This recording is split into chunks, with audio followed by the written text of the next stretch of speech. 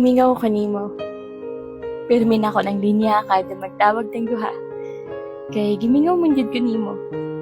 Gimingaw na ko nimo kaayo. Pero ang puso na lang ang kamingaw kay wa man tay mahimo. Na ako dire, na akadiha. Parehas tang duha na nimuha.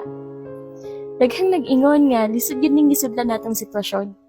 Nabasen distansya ang makaingon para atong relasyon dili magmalampuson. Nabasen parehas tang makakitaglain ug ang atong gugma basig dili na magpabilin. Pero wala ta maminaw nila. Kaya ana ta, kaya nato ning duha.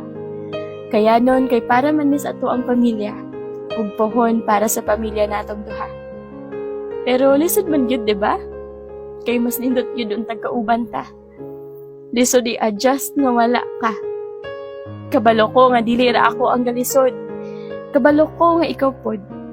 Pero kaya man nato ni, di ba? Kaya no nato ni para natong duha.